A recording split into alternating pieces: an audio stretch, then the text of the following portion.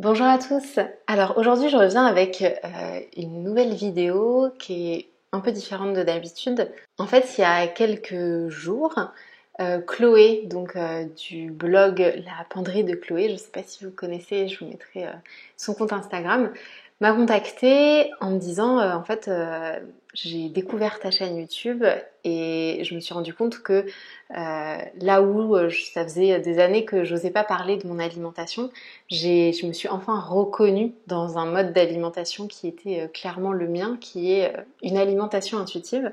Et j'ai trouvé ça génial, je m'attendais pas du tout à ce qu'une personne qui mangeait intuitivement me contacte, parce que pour moi c'est plutôt des personnes qui ont une relation compliquée à l'alimentation qui vont venir vers moi. Mais du coup là elle m'a contactée en me disant ça fait des années que je veux parler de mon alimentation parce que elle me convient et je trouve ça sympa de partager sur ce sujet. Mais à la fois, je vois que ça colle pas vraiment avec ce qui se fait sur YouTube et sur Instagram et je me suis dit, c'est limite bizarre, est-ce que du coup je dois en parler? Voilà.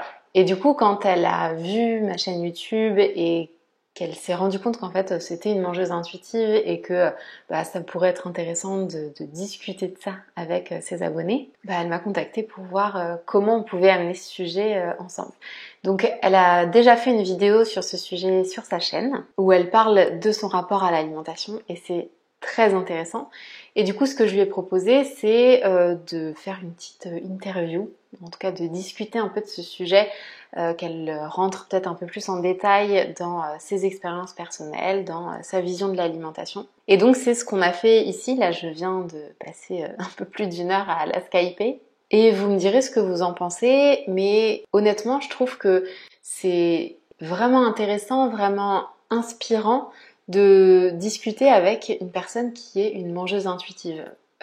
Ça peut paraître bizarre parce qu'on se dit ok c'est une mangeuse intuitive, elle mange ce qu'elle veut quand elle veut, je vois pas trop en quoi ça pourrait m'aider. Mais en fait on est tellement dans un monde où la normalité et ce qu'on voit au quotidien c'est des personnes qui se contrôlent, des personnes qui vous parlent de ce qu'il faut manger, ce qu'il faut pas manger, ce qui est sain, ce qui est pas mangé, que ça devient difficile de se détacher de cette notion de sain pas sain, ça devient difficile de se détacher de cette norme-là. Et je pense qu'au contraire, qu'être exposé à des personnes qui nous parlent de leur alimentation, de leur rapport serein avec l'alimentation, ça peut être très inspirant parce que ça nous aide à nous rappeler que c'est possible, qu'on n'a pas besoin de contrôler son alimentation pour manger varié et être en bonne santé et se sentir bien dans son corps et dans son alimentation et que voilà, notre corps est capable de s'autoréguler. C'est quelque chose qui nous paraît tellement impossible que notre corps soit capable de s'autoréguler que je pense que c'est bien d'avoir certains modèles en fait. Pas du tout évidemment pour manger de la même façon qu'elle, mais plutôt pour savoir quel est son état d'esprit, savoir comment elle fait ses choix alimentaires, qu'est-ce qui intervient dans ses choix alimentaires. Je pense que voilà, ça peut être très inspirant. Dites-moi ce que vous en pensez. Si ça vous intéresse, je vais essayer de faire une petite série sur ça en essayant de trouver d'autres mangeurs intuitifs. Donc voilà, écoutez, je vous laisse avec notre petite discussion. Si c'est une vidéo qui vous plaît, n'hésitez pas à la liker, comme ça moi je saurai que ça vous intéresse et j'essaierai d'en faire d'autres. Et on se retrouve dans les commentaires juste après.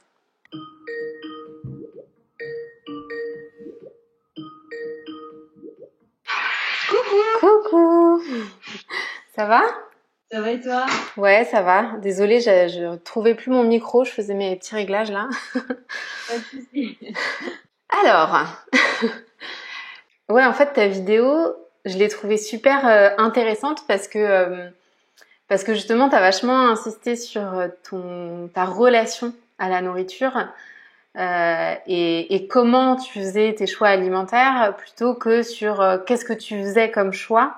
Enfin, t'as bien allié les deux, quoi. Là où d'habitude, en fait, on parle de nos choix alimentaires et pas vraiment de pourquoi on les prend, comment on les prend. Et je trouve que ça fait plein de nuances qui paraissent anodines, mais qui sont en fait ultra importantes. Donc voilà. C'est vrai que en travaillant sur la vidéo, je me suis dit, mais tout ce que je raconte, j'avais l'impression de dire des trucs b.a.-ba, quoi, genre de réciter un peu l'alphabet, en fait, enfin, limite, enfin.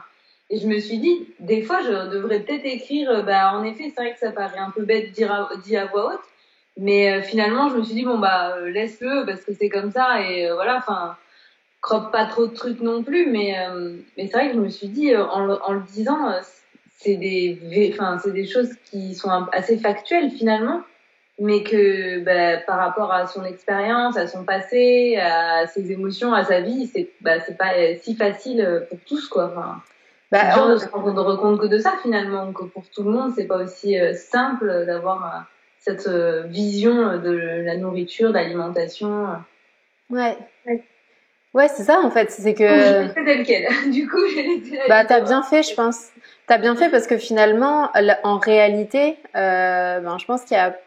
Enfin, je connais pas les proportions exactement, mais je pense qu'en réalité, sur Instagram, sur YouTube, finalement, il y a beaucoup de gens qui n'ont pas cette simplicité, voilà, dans leur relation à la nourriture, et au contraire.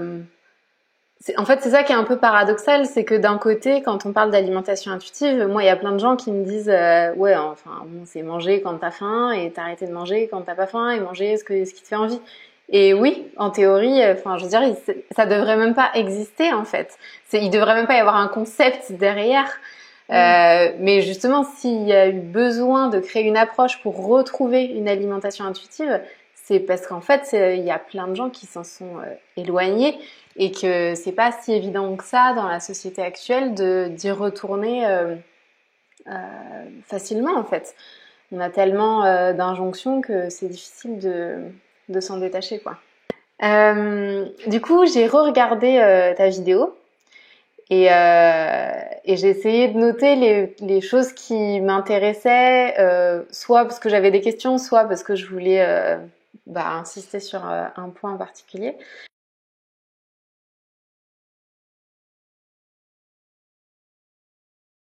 En fait, déjà, je me demandais, en fait, sur le côté nutrition, est-ce que toi, c'est un sujet qui t'a déjà intéressé? Est-ce que tu t'y connais en nutrition? Est-ce qu'il y a des choses que t'appliques au quotidien ou pas du tout, justement? Franchement, je m'y connais pas du tout. Okay. Je pense pas m'y connaître. Ma sœur, elle est diplômée ingénieure agroalimentaire. Alors, elle sait éplucher toutes les étiquettes derrière les produits supermarchés et tout. Enfin, elle a vraiment cette notion où elle connaît tout. Mais moi, on est un petit peu des fois opposés sur les trucs. Et moi, c'est vrai que je sais pas analyser une étiquette. Voilà, je sais pas lire, tu sais, tous les noms de produits transformés et tout. Je sais pas trop à quoi ça correspond et tout, mais bon, je me doute bien entendu que plus la liste est longue, moins c'est fun. Mais non, je suis pas calée. Je dis que je mange équilibré parce que je me prive de rien et je mange tout type d'aliments, des céréales, des féculents, parfois des protéines animales, des protéines tout court. Et des fruits et des légumes, mais voilà, je pense que j'ai un apport assez varié, disons, sur une semaine, mais je calcule pas non plus, quoi. C'est super intéressant parce que je pense que aujourd'hui, on a tendance à penser qu'on a besoin absolument de s'y connaître en nutrition pour manger équilibré. Alors qu'en fait, je pense que l'être humain à la base, si tu as eu la chance d'avoir accès à de la diversité dans ton alimentation, d'avoir été exposé en fait à plein de sortes d'aliments, en fait naturellement tu vas avoir envie de manger toutes sortes d'aliments et du coup cet équilibre, il va se faire assez naturellement, ton corps va se réguler, enfin tes envies en tout cas vont se réguler assez naturellement sur la semaine, sur le mois. Moi j'ai toujours vu mes parents être assez en phase, variés, se faire plaisir aussi, mais en étant toujours, en diversifiant toujours leur alimentation, quoi. Par exemple, ma mère, je sais qu'elle est très très très crudité, elle adore la crudité, mais elle adore le chocolat aussi, quoi. Et Ouais. j'ai toujours vu, petite, faire ces petites compositions de chocolat avec du lait pour se faire un énorme chocolat chaud le soir, qu'elle dégustait tranquille sur le canapé. C'est des trucs, il y a cette notion, il y a toujours eu cette notion de plaisir, mais sans aucune interdiction. Et ça nous a permis aussi, avec ma sœur, de se forger en termes de goût. Je sais qu'on n'est pas du tout bonbons, parce que ma mère en achetait très peu, et quand on en voyait finalement à l'école ou chez des copains, ça nous faisait pas du tout envie. Par contre, on est chocolat à fond, quoi. Ouais. Enfin, je pense qu'il y a des petits tics de, pas de tics, mais des petits rituels alimentaires qu'on conserve finalement peut-être aussi longtemps, des habitudes de ses parents, qu'elles soient bonnes ou mauvaises finalement. Ouais. Et chez Cadrien, par exemple, nous dans la famille, on est très très dessert. Lui, dans sa famille, un peu moins. Maintenant, il est hyper gourmand de dessert. Enfin, il s'est un peu éveillé à cette petite, ce petit régal dans sa famille, alors que des fois dans sa famille, ils font des desserts où ils apportent une corbeille de fruits. Moi, je suis hyper triste. La corbeille de fruits arrive, je dis, c'est pas possible. Il nous faut un petit gâteau, un petit chocolat, là. C'est rigolo, je me retrouve énormément dans ce que tu dis. Moi, dans ma famille, il y a vachement de desserts aussi. Dans la famille de mon mari, pas du tout. Un dessert, c'est un fruit ou un yaourt. Et tout ce qui est gâteau, c'est un goûter, quoi. Genre, ça rentre pas du tout dans la catégorie des desserts. Ouais, c'est rigolo. C'est marrant. C'est rigolo, mais chez les autres, quoi.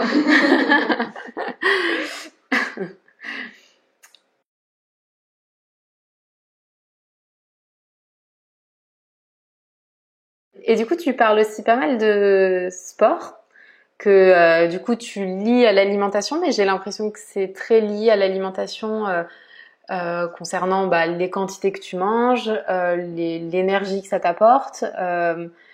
Est-ce que ça a déjà été lié à ton apparence? Le sport? Ouais.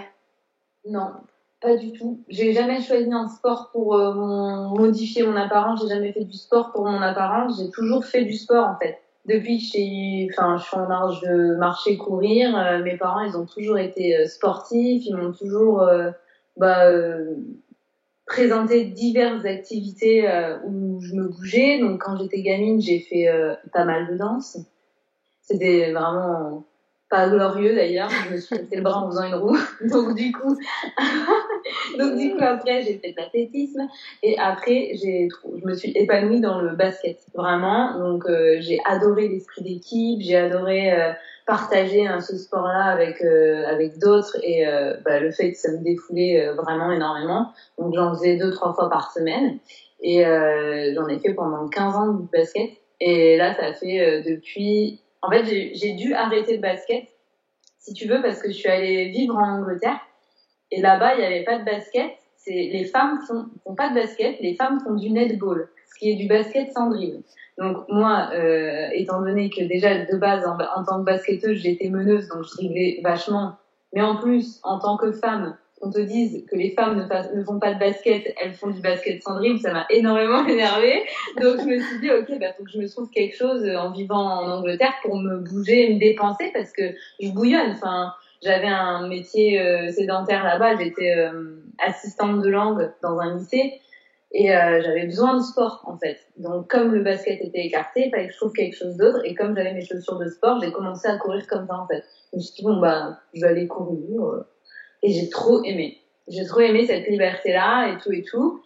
Et c'est pour ça que j'ai continué dans ce sens. Puis accessoirement, avec la vie adulte qui se forge de plus en plus, le basket, c'est hyper contraignant parce que t'es en club, t'es en équipe, t'as des horaires, et à côté de ça, le running, tu vas courir vraiment quand tu veux. Donc voilà, j'ai toujours, et je pense que j'aurai toujours besoin de sport dans mon quotidien, en fait. Sauf si un jour j'ai un travail où je suis très active et toujours dehors. Mais pour l'instant, j'ai un travail qui est très sédentaire, et la majeure partie du temps où je suis devant l'ordi, donc j'ai besoin de ce défoulement, quoi. Ouais. Ouais, super. Voilà. Et dans ta vidéo, tu t'expliques que du coup, je trouve que tu le dis très bien. Tu dis que forcément, en fonction de ton activité physique, en fonction de ce que tu fais dans la journée, si tu es plus ou moins active, en fait, tu constates que ton rythme alimentaire va évoluer un peu. Et si d'habitude, au quotidien, quand tu restes chez toi, tu prends pas de petit-déj, bah, ça peut tout à fait changer si tu es en voyage ou si tu as davantage faim, peu importe la raison. Et ce qui est intéressant, c'est que tu insistes bien sur le fait que cette flexibilité, elle se fait naturellement. Cette régulation, elle se fait naturellement et c'est pas quelque chose de calculé. Là où ce qu'on voit souvent, c'est que on te dit si tu fais du sport, tu peux manger davantage. Tu vois, il y a une espèce d'autorisation qui se fait, un mérite en fait derrière tes prises alimentaires. Tu te dis, tu vois, c'est des phrases qu'on entend souvent, genre ah bah là j'ai bien couru, j'ai bien mérité un goûter. Et du coup, même si dans l'action c'est la même chose, c'est-à-dire que une personne va manger davantage après avoir fait du sport de la même façon que toi, la grande différence c'est que toi tu vas le faire sans vraiment y réfléchir, ça va être assez naturel, alors que souvent les personnes elles mangent plus parce que elles savent que intellectuellement voilà elles se sont dépensées davantage et du coup s'autorisent à manger davantage. Et c'est là la grande différence en fait. D'un côté, on est complètement connecté à ces signaux corporels et de l'autre côté, on mentalise énormément ces prises alimentaires. Bah, c'est vrai qu'il y a, oui, il y a ce côté-là dans le sport et dans les comptes running que je peux aussi suivre ou avoir suivi. C'est ce côté félicitations et derrière, carte blanche sur le repas entre guillemets. Il y a aussi ce dicton qui est assez peut-être, enfin, je pense un peu dérangeant, c'est courir plus pour manger plus. Bah non, enfin voilà, enfin. Moi je le ressens pas et je le perçois pas comme ça. Étant donné qu'aussi je ne me prive pas spécialement dans mon quotidien, c'est-à-dire que voilà, par exemple cette semaine avec Adrien, on a eu une journée où on était hyper chargé en travail et on n'a pas eu trop le time de bien s'alimenter dans la journée. On a enchaîné des fruits et tout. Enfin voilà, on n'a pas eu le time du tout. Et en fin de journée, on s'est arrêté sur le bas-côté de la route manger une pizza. Enfin, on a ce côté où on a même si on n'avait pas couru, même si on n'avait pas fait de sport de la journée, bah on s'est pas dit oh je prends pas une pizza parce que j'ai pas fait de sport en fait. C'est juste bah là on avait envie de bien manger, de faire plaisir. C'était la fin de journée, en plus on avait vachement bien bossé. Bah voilà, c'était la pizza qui nous est venue comme ça et puis c'était pratique, ça s'achète à emporter vu le contexte, donc nickel.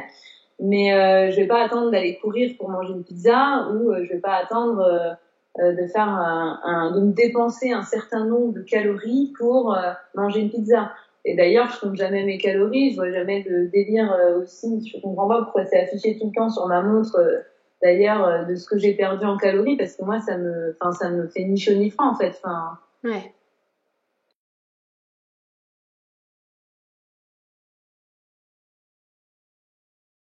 Et dans la vidéo, tu parles du chocolat à un moment, et je trouve que c'est un grand sujet.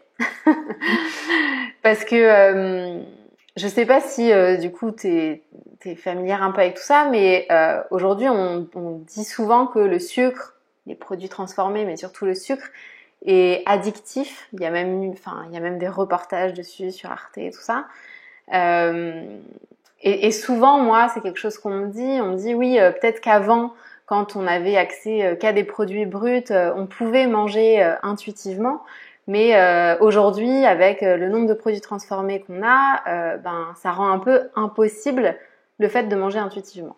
Et je voulais savoir si c'était quelque chose que tu avais déjà entendu, ce que tu en pensais, quelle était ton expérience par rapport à ça? Honnêtement, après produits transformés, c'est vrai que qu'est-ce que t'appelles produits transformés? Non mais chocolat, gâteau, biscuit, ouais, voilà, par exemple. plat tout fait. Voilà, un peu tout ça. Mais comme tu parles pas mal de chocolat, je trouvais ça intéressant parce que ça rentre clairement dans la catégorie des produits transformés, les chocolats, les biscuits. Et justement, je voulais savoir je sais pas comment est-ce que tu avais l'impression d'avoir une addiction à ça? Est-ce que tu avais l'impression que ça t'empêchait de manger en fonction de tes signaux corporels, tout ça? Honnêtement, je sais pas si je pourrais m'en passer. Je sais pas si je verrais l'intérêt de faire genre un défi une semaine sans manger du chocolat. Je sais pas si ce serait un grand intérêt en soi. Mais je sais que le chocolat de ma fin de journée, à 90% du temps, me fait un bien. Même si je vais pas avoir une faim incroyable et que je vais pas avoir nécessairement besoin de ce chocolat pour combler une faim, il va me faire plaisir en fait. Enfin, c'est un petit côté où je suis posée, ma fin de journée est terminée, je prends mon petit carré de chocolat et je déguste et gros plaisir en fait.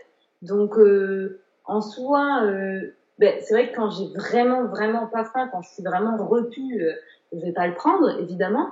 Mais voilà, si j'ai bien mangé, que tout se passe bien, fin de journée, je vais être très contente de me faire ma petite tisane, mon petit carré de chocolat. Est-ce que c'est une addiction? Je sais pas, peut-être, et auquel cas je le vis très bien.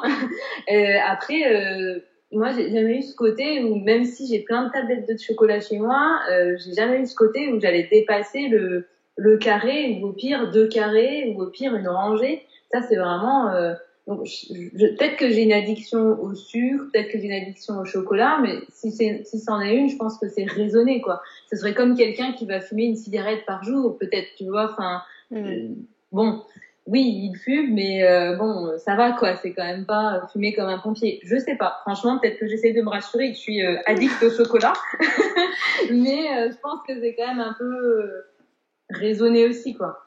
Non, mais c'est intéressant parce que souvent, en général, les personnes qui me disent ça, finalement, ce qui leur pose problème, c'est de ne pas être capable de commencer à manger, tu vois, un carré de chocolat sans finir la tablette ou sans manger la moitié de la tablette, quoi. Alors que et du coup, ce comportement-là face au chocolat, comme on parle tellement d'addiction au sucre, on a tendance à se dire que c'est à cause de cette addiction au sucre. Mais justement, je trouve ça intéressant que toi, de ton côté, t'aies cette envie de manger des trucs sucrés, mais qu'en fait, parce que tu as peut-être besoin de réconfort, d'apaisement, peut-être parce que tu as besoin de ce plaisir gustatif que ça te fait du bien, mais comme tu accordes aussi beaucoup d'importance à ton confort physique, finalement tu vas pas manger beaucoup plus que ça. Et comme je disais tout à l'heure, cette balance entre le plaisir gustatif et ton confort physique, elle est présente. Et du coup, et comme ton plaisir, il est quotidien, a priori, à chaque fois que tu manges, t'essayes de manger des choses que t'aimes bien et qui te font plaisir. Du coup, t'as pas de déficit de plaisir, quoi. Du coup, t'as aucun problème à t'arrêter de manger parce que le plaisir de te sentir bien physiquement intervient aussi dans le fait de t'arrêter de manger, quoi. Ouais, voilà, c'est ça. Enfin, je sais que j'aime pas me coucher avec le bide trop plein. Et comme du coup, on prend notre repas assez tard le soir aussi, donc faut pas faire attention à ça. Mais disons que quand j'ai plus faim, je m'arrête de manger, puis c'est tout. Mais c'est vrai que ce petit côté carré de chocolat, je pense que c'est un côté qui me fait du bien aussi. En effet. Comme un petit rituel et émotionnellement parce que j'aime le chocolat et je l'aime en bouche et il me fait du bien en fin de journée quoi. Ouais. Tout simplement. Ouais. Mais oui, c'est sûr que ça pourrait être autre chose, mais après je pense que c'est le petit carré qui fait du bien. Comme je vais être très là par exemple il fait 30 degrés, il fait hyper chaud sur Bordeaux, j'ai absolument pas envie de chocolat pour l'instant. Mais ce soir, avec ma petite tisane, ça me fera plaisir. Mais là non, j'ai plus envie de manger un fruit, des crudités. Ouais. En fait, c'est ça le truc, c'est que je pense que ta balance entre les différents aspects de ce qui est important pour toi et comment le plaisir intervient à la fois dans ta bouche et à la fois dans tes sensations corporelles, finalement, ça rend le fait d'être addict réellement un peu impossible parce qu'en fait ton confort digestif, ton confort corporel va prendre de la place et ne va pas laisser le plaisir gustatif prendre toute la place. En fait, j'aime bien manger des choses que moi je trouve bonnes. Et donc c'est vrai que, enfin, manger un truc qui me paraît pas appétissant, enfin, c'est pas une punition, mais presque. Ouais. Et du coup, cuisiner, forcément, ça c'est un peu sous le sens parce que du coup, on n'est jamais mieux servi que par soi-même. Mais c'est vrai que dans mon emploi du temps, j'ai pas non plus énormément de temps pour cuisiner. Plus le fait qu'on est souvent en déplacement, gérer les courses et tout, des fois c'est un peu compliqué aussi. Donc on mange aussi beaucoup à l'extérieur avec mon copain. Et ça, c'est un truc pour lequel on est un peu contraint actuellement par rapport à notre mode de vie, mais c'est pas pour autant que, imagine, je sais pas, moi, une semaine, on va faire 3 restos, on va pas manger 3 fois des pizzas ou 3 fois des burgers. Des fois, ça m'arrive d'aller au restaurant et de demander des choses que j'aurais pu me cuisiner assez simplement, genre, je sais pas, si je vais au resto aujourd'hui qui fait hyper chaud, j'ai envie d'une salade peut-être fraîcheur plutôt que de manger au resto pour manger au resto un truc hyper riche en fait. Donc on fait aussi ces choix-là, disons, appliqués à ce qu'on va commander, soit en livraison ou soit au restaurant pour manger ce dont on a besoin, sachant vite. Ouais, super intéressant parce que je trouve que c'est encore une fois le reflet de ta flexibilité. Parce que souvent c'est vrai que on a tendance à se dire si je vais au resto, je me fais forcément plaisir. Et du coup, le plaisir, il est tellement associé à des trucs gras, sucrés, qu'on va forcément aller vers des pizzas, des frites, des trucs comme ça. Alors qu'en fait, réagir comme ça, c'est souvent finalement le reflet d'un mode de pensée un peu binaire et pas flexible, parce que le plaisir que tu tires à manger un repas, il va dépendre de plein de choses, et autant un soir c'est un burger qui va te faire plaisir, autant un autre soir ça va être, comme tu l'as dit, une salade fraîcheur parce que il fait chaud, parce que t'as pas ultra faim, parce que peu importe la raison en fait. Et cette flexibilité qui est vraiment qui fait que finalement tu vas faire des choix en fonction de toi à un moment T, en fait, et pas en fonction de la qualité nutritionnelle ou parce que je suis dehors, donc je me fais plaisir, forcément, elle est super intéressante, en fait. Mais ouais, c'est vrai que au resto, ça m'arrive souvent, par exemple, pas être très disons inspiré par les plats principaux quand on est dans certains types de restos, genre les brasseries et tout, parce que je suis pas très viande non plus, donc quand c'est vraiment des viandes rouges, j'ai du mal avec la viande rouge notamment. Donc quand on est vraiment dans des restos bien de chez nous du sud-ouest, on va dire, des fois j'ai plus d'inspiration par les entrées. Donc des fois je vais demander au serveur de m'amener 2 entrées et ça va me faire mon plat et de me composer ainsi. Ou alors comme tu disais, si je vais vers une salade fraîcheur mais que je sais que peut-être ça va être un peu léger, je vais me prendre ma salade et à côté je vais leur demander une portion de frites en plus pour me faire plus, enfin disons me contenter par rapport à la faim que je vais avoir à ce moment-là, quoi. Ouais. Je m'adapte pas mal aussi, mais heureusement parce qu'on est souvent en déplacement, donc si j'avais pas appris aussi à demander aussi dans les restaurants ce dont je voulais, même si ça peut paraître un peu original de prendre 2 entrées plutôt qu'un plat, ouais. Je m'adapte, quoi.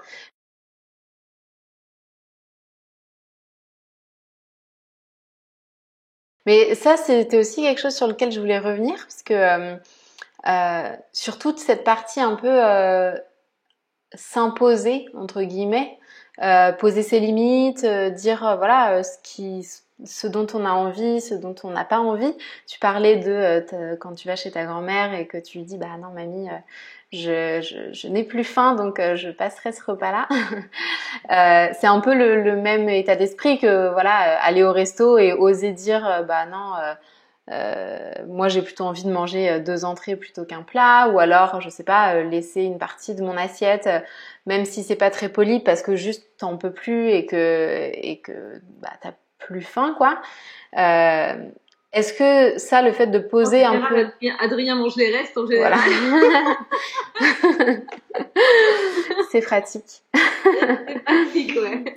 Mais du coup, ce côté poser ses limites, en quelque sorte, ou voilà, imposer soit ses besoins, c'est quelque chose que tu as toujours fait. C'est quelque chose qui est arrivé à un moment donné parce que, je sais pas, tu as peut-être plus porté attention à tes sensations corporelles, ou peut-être que c'est à un moment donné où tu t'es plus affirmé toi en tant que personne. Je pense que c'est un peu un mix de tout ça parce que, ben, par exemple, j'ai pas tout de suite dit, disons, adulte, on va dire, passé 18 ans à ma grand-mère, là c'est fini, mamie, je peux plus enchaîner ce 5e repas de Noël, je vais vomir. C'est forcément par rapport à des expériences où au bout d'un ou deux Noël où je me dis, ah non mais attends, mais je suis ballonnée là, enfin, pourquoi je m'impose tout ça enfin, toute cette nourriture dans mon corps et tout. Forcément, je pense que j'ai dû avoir quelques prises de conscience où j'avais trop mangé et je me disais mais pourquoi j'ai trop mangé en fait. Enfin, c'est pas parce que tout le monde autour de moi mange entrée, plat, dessert, fromage, apéro que tu dois manger la même quantité que tout le monde si t'en as pas besoin. Et je pense que c'est venu au fur et à mesure que moi j'ai grandi, j'ai évolué et j'ai fait de plus en plus attention à mes sensations corporelles parce que c'est pour moi aujourd'hui à l'heure actuelle quelque chose d'essentiel et pour rien au monde je me les mettrais derrière quelque chose, enfin je les ferais passer derrière quelque chose. Enfin je trouve que c'est hyper important de se sentir bien dans son corps quoi. Donc ça j'en ai forcément pas autant conscience il y a 10 ans à 19 piges quoi. Ouais. Donc je faisais plus évidemment forcément un peu comme tout le monde, mais d'année en année, c'est vrai que là-dessus je suis hyper catégorique dans le sens où bon pour le coup tout le monde est un peu au courant que si je mange peu dans ma belle famille à un moment donné ou si j'ai pas envie, c'est pas il y a pas mort d'homme et je suis pas mal polie, ils ont compris que c'était pas une impolitesse en fait mais que juste c'était un besoin physique quoi. Ouais. Oui, c'est ça, en fait, t'es capable d'exprimer les ressentis que t'avais et que ben voilà, pour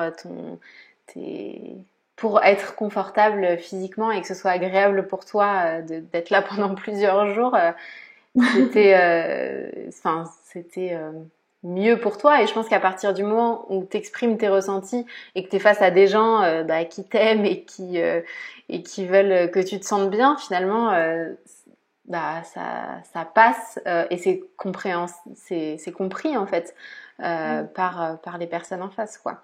Donc c'est intéressant parce que même si tu vois, on peut vite aussi tomber dans quand tu manges, il y a des moments où tu vas manger par faim, il y a des moments où tu vas manger peut-être plus parce qu'il y a un événement spécial et du coup le côté social entre en compte. Mais c'est intéressant de voir que finalement, peu importe le moment, peu importe la situation, il y a quand même un peu tout ça qui entre en compte et que même si tu vas peut-être manger un peu plus que d'habitude parce que la situation le veut, finalement tu vas jamais non plus renier complètement le confort physique parce que il y a le côté social qui entre en compte quoi. Alors qu'on peut vite se dire aujourd'hui moi je me fais plaisir et du coup on va être à fond dans le plaisir et pas du tout dans les sensations corporelles. Aujourd'hui non, j'ai envie de me sentir bien et du coup c'est le seul truc qui importe et le plaisir je le mets de côté. Aujourd'hui c'est la fête et du coup tant pis pour le reste et je me concentre et je fais plaisir aux gens. Tu vois, il y a un côté un peu extrême à chaque fois alors qu'en fait je pense qu'il s'agit plus encore une fois de flexibilité et de jauger un peu mais sur tous ces aspects-là en même temps quoi. Et puis pas spécialement avoir besoin de donner une étiquette à son alimentation tout le temps. Je regardais dans tes vidéos que tu disais, je crois que tu analysais quelqu'un qui parlait du jeûne intermittent par exemple. Ouais. Je saurais même pas le définir, mais si c'est juste pas manger avant une certaine heure au réveil ou un truc comme ça. Ouais. Oui, c'est ça, c'est manger entre certaines heures. Et voilà. Là, il est bientôt 14 heures, par exemple. J'ai rien mangé depuis que je suis levée. Enfin, j'ai pas besoin de me dire, je suis en train de faire un jeûne intermittent, en fait. je sais pas si j'en fais un ou si j'en fais pas, hein, c'est juste que pour l'instant j'ai pas mangé, j'ai pas la sensation de faim, mais c'est vrai que je sais pas si c'est important, disons, de se dire là je fais un jeûne intermittent, là je mange comme ci, là je mange comme ça, enfin ça, je sais pas ce que ça va. Peut-être que des gens ont besoin de se cadrer là-dessus, en effet, ou peut-être que ça peut être inspirationnel, ou que ça peut aider pour trouver une sensation de faim finalement, parce que quand on mange pas pendant une grande période, forcément, à bout d'un moment, on va vraiment avoir la faim. Peut-être que ça peut aider pour ça, en effet. Et bah, dans ce cas-là, c'est cool. Ouais. Mais c'est vrai que c'est rigolo d'avoir toujours des étiquettes à se mettre sur quelque chose, quoi. Sur tout, même sur ce qu'on mange. Mais franchement, moi, j'ai aucun, enfin, je suis quelqu'un dans mon caractère qui est quand même assez confiant. Enfin, c'est pas un mal de dire ça ni d'avoir un melon surdimensionné. C'est juste que j'ai assez confiance en moi et j'ai toujours pensé que j'étais chelou par rapport à la façon dont je m'alimentais en fait. Et c'est vraiment un truc pour lequel j'ai jamais pris la parole et j'ai toujours douté par rapport au fait que je puisse partager la façon dont je m'alimente parce que je me sentais complètement en décalage et je me disais mais attends mais si je montre là à ma communauté que je suis en train de prendre mon premier repas à 14h30 et que ça ressemble plus à un petit déj qu'à un déjeuner, qu'est-ce qu'elles vont se dire, enfin tu vois, est-ce que c'est normal de faire ça? Et c'est vrai qu'avant de tomber avant que je tombe sur ta chaîne YouTube où tu expliques que bah déjà il n'y a pas de normalité et que bah en fait faut manger comme on le ressent et que bah, l'intuition peut aussi avoir du bon dans son alimentation, je me disais tout simplement que c'était bizarre peut-être ma façon de manger, bien qu'elle me convienne à fond et que pour en aucun cas j'aurais envie de la changer, mais je me sentais pas à même à partager parce que je pensais peut-être être limite dans le dangereux, quoi, tu vois. Donc, ça se trouve, enfin, j'ai une alimentation qui me convient qu'à moi, mais qui me convient qu'à moi uniquement.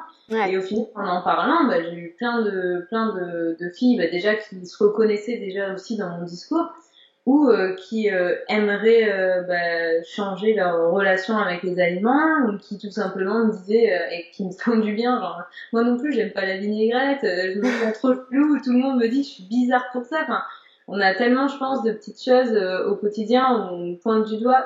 C'est vrai que moi, par exemple, bah, j'aime bien manger le soir. Un vrai repas comme on l'entend et tout, bah, ça va m'arriver d'arriver au resto ou de manger avec des amis et d'avoir vraiment faim et de manger vraiment bien et d'avoir des fois parfois des petites réflexions, bah dis donc Chloé, tu manges bien à la cantine ou tu vois des trucs comme ça. Mais en fait, enfin, je pense que tout le monde en a des petites réflexions par rapport à sa façon dont on s'alimente. Et si on n'a pas les épaules assez solides pour dire, bah, enfin, je m'en fous, enfin, j'ai faim donc je mange ce que j'ai envie et tout simplement. Enfin, qui te disent que j'ai mangé avant et t'es qui pour juger ça? Bah finalement, ça peut être vite destructeur en soi. Donc c'est pour ça que j'ai vraiment eu du mal à prendre la parole et que ta chaîne a été un vrai déclic pour ça, quoi.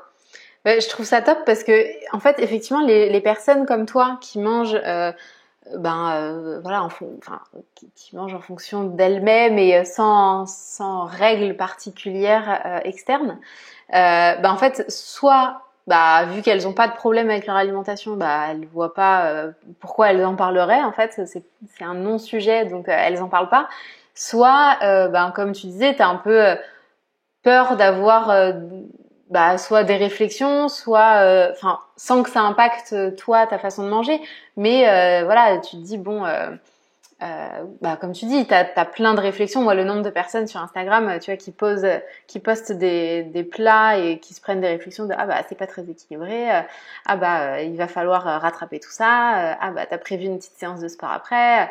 Tu vois, c'est vraiment des réflexions qui sont complètement ancrées aujourd'hui. Et donc, ouais, je comprends que du coup, t'aies pas forcément envie de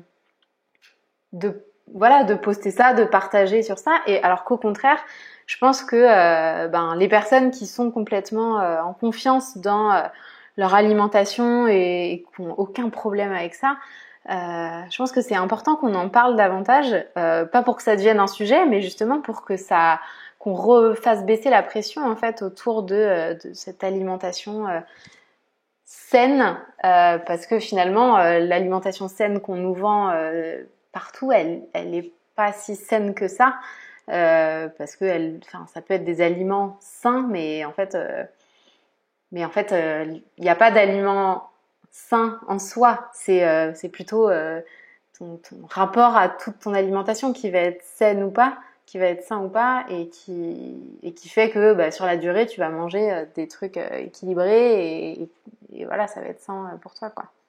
Donc vraiment, je trouve ça top que tu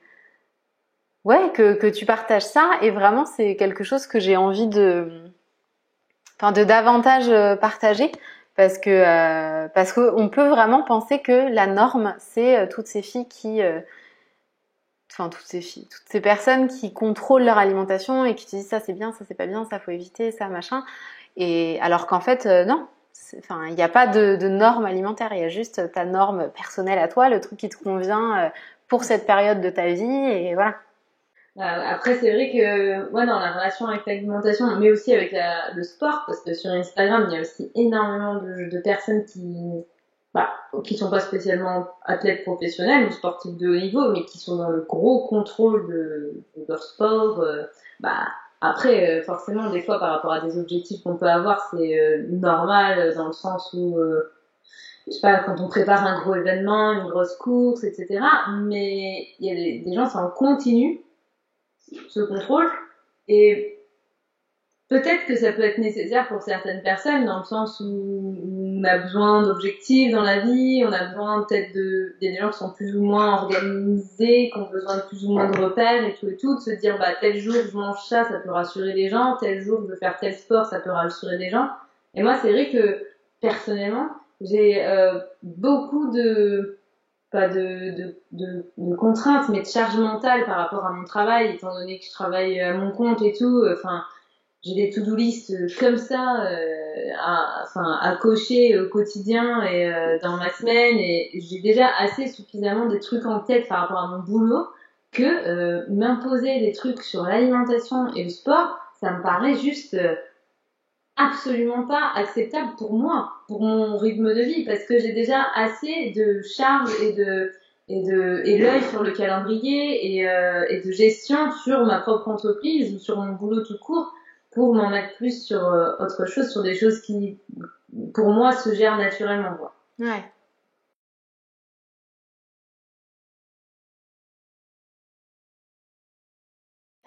Et d'ailleurs, cette notion de culpabilité vis-à-vis de l'alimentation ou le sport, c'est quelque chose que tu ressens des fois ou pas du tout? Pas du tout. Je suis jamais, disons, quand je te dis, par exemple, moi j'ai besoin de faire 3 fois du sport par semaine, c'est là où c'est ma moyenne où je trouve que ça me fait du bien. Mais si je ne peux pas y aller pour X ou Y raison de la semaine, c'est pas grave. Enfin, je suis jamais en mode oh là là, j'ai pas fait mon sport. Enfin, non, c'est plutôt c'est vrai que ça m'aurait fait du bien, mais j'ai pas eu l'opportunité, tant pis, il y aura d'autres semaines. Et comme il y a des semaines où je vais faire du sport tous les jours parce que c'est les vacances, parce que j'ai plus de temps, et tant mieux. C'est ça. Mais j'ai pas de culpabilité si je vais pas faire du sport un jour ou une semaine, ou même si j'ai un rythme vachement bas un mois. C'est on peut.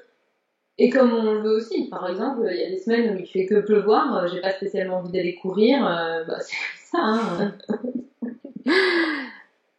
Ok, écoute, je crois que j'ai posé un peu toutes mes questions.